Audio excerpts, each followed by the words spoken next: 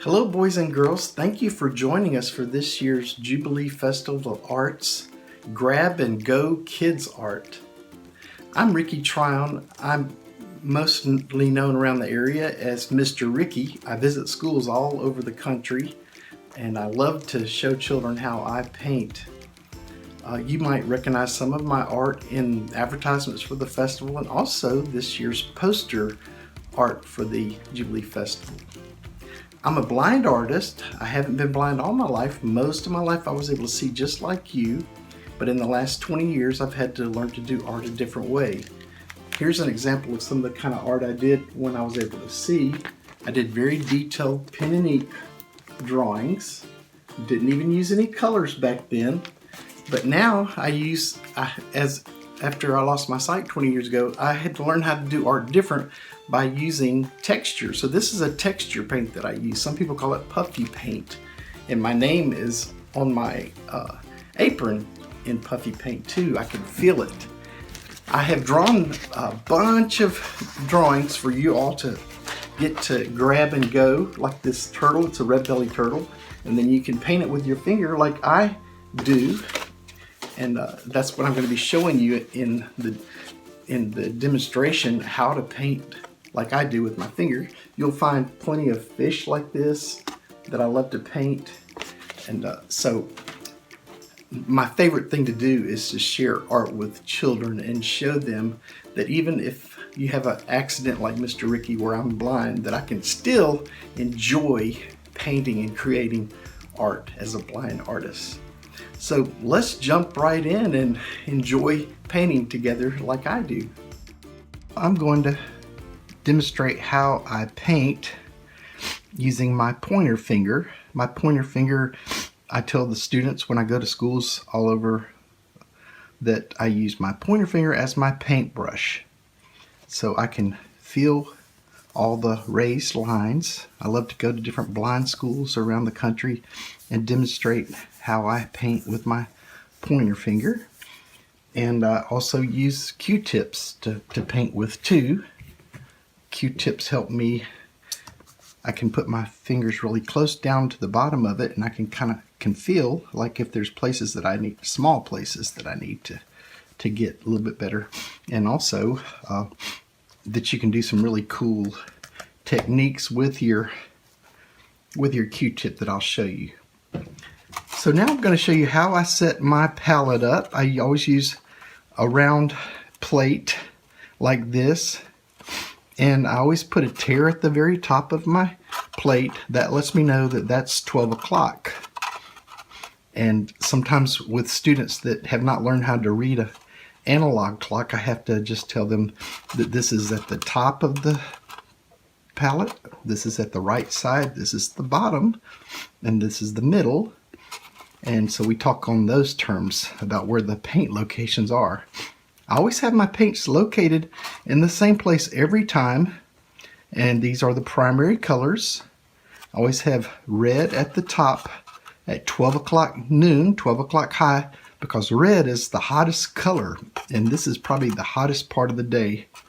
So also I put yellow at 3 o'clock. It's a little bit cooler than noon. Usually the temperatures start getting lower at about 3 o'clock. So I have yellow. And then at the very bottom at 6 o'clock, I have blue because it starts getting kind of cooler. And blue is a cool color. I always put white in the middle to use as a tint, to tint red and make it pink, to tint yellow and make it a light yellow, tint blue and make a light blue. So I'm going to keep my little wet wipe right where I can use it. Every time I change colors, I will have my wet wipe right close by. So I know exactly where my colors are. Now with my turtle, I'm thinking about some green colors for the shell and maybe some darker green underneath for shadowing. So I'm going to, I could mix colors between everything. Like I could make red and yellow and put orange right here. And then I could put yellow and blue together and make green right here. And I could also put red and blue together and make purple or violet purple over at 9 o'clock. Now, sometimes I make indigo by mixing violet and blue and put indigo right here. If you were to go around with the first letter of all the paints after I mix them like that, it would spell Roy G. Biv. So R, O for orange, Y yellow, G for green, B for blue, I for indigo, and V for violet. So I love to talk to children about the rainbow colors and how to use the Roy G. Biv as a way to always remember the order of your rainbow colors. So right now I'm going to start with my pointer finger, my paintbrush, and I'm going to get some yellow at 3 o'clock, and I'm going to paint the whole shell yellow. Now I'm doing this because I like to show students how you can mix your colors on your image too, so you don't really have to mix all these colors together. Sometimes I might have 3 classes in a row, and I for the sake of saving paint and supplies, I ask the students to really do Mr. Ricky a big favor, and that is to not mix your colors all up. Just keep them just like this, and that'll really make Mr. Ricky happy is by the end of the class if their paints all still look neat. That way the next class can use them just like this too. So I've got some yellow on my shell, so now I'm going to wipe my paintbrush off. I've got a clean paintbrush now, so I'm going to get a little bit of blue and kind of swirl it around, and hopefully it'll start making some green. Now I don't want this to be too dark green because I'm imagining that the top of the shell has got sunlight shining on it, so it might just be some light greens. So see how I'm just kind of swirling my colors, and because of the raised texture I can feel everything. Excuse my allergies. For some reason I've really got allergies lately and the sniffles. Okay, so I've got some green on here, and then I'm going to actually move some of this green over to the head. Give him a little bit of a green head, and I imagine the sun is shining on their legs, his legs. And this is a way to teach the children too that you don't need a lot of paint. It's kind of like when you talk about using glue, that a little dab of do, a little does a lot of neat little sayings. So see how I'm taking paints from my turtle and kind of moving around. Okay, so now I'm going to wipe off my pointer finger, and I'm going to come back with a little bit of darker blue, a little darker green. So I'm going to put some more blue underneath here, and hopefully it'll get a little darker because this is where it's shading. I think I'm going to actually make a little bit of green over here. I'm going to put some blue and then wipe off my finger because I don't want to contaminate the yellow and get blue in it. So I'm wiping my finger. So I'm going to get some yellow and swirl it around. Let's see if it makes a darker green. It's funny because sometimes the students, when they're mixing colors, they'll be going, ooh, ah, look at this beautiful color I made. I love to hear them enjoy their art. So I'm putting a little bit of darker green to make it like shadows underneath. Come back and get a little bit more of this darker green. And then some more on the belly. I might have to come back and use some of this dark green to shadow maybe the ground a little bit too.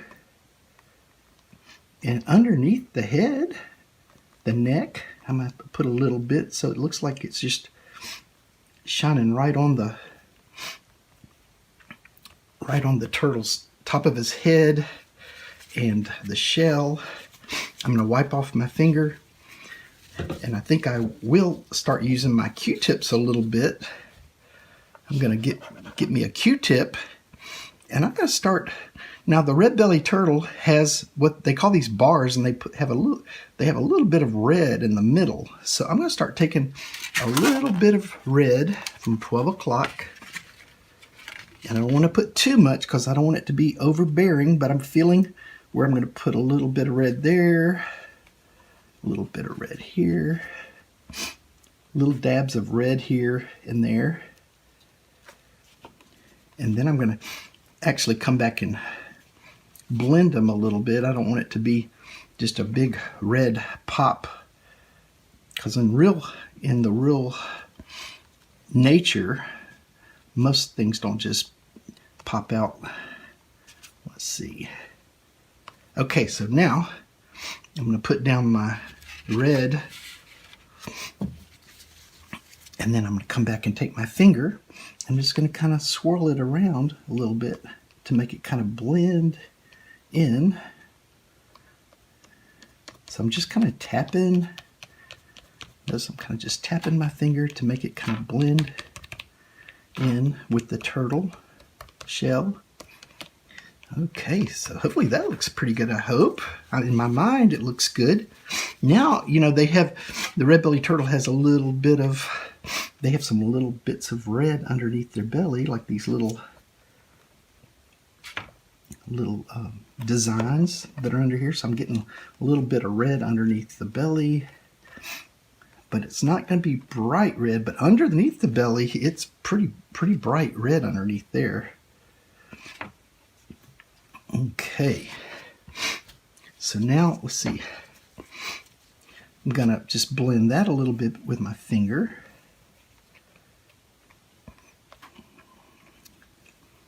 So now I could spend a lot more time, you know, putting background and things like that, but I'm just gonna leave it just like this. Well, I hope you've enjoyed this part of painting the red-bellied turtle. Well, boys and girls, we really want you to share your beautiful creations with everyone. So please ask your parents to take pictures of your art, and then ask them to tag on Facebook, tag at Jubilee Festival Daphne, so that everyone can go to the Jubilee Festival for 2020 and view your beautiful art creations.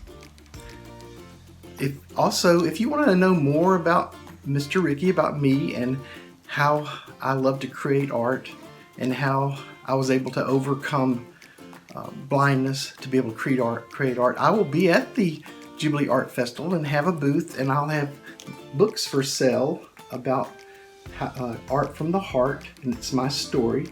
So please come by and see me, and I'll be happy to autograph your art or your poster.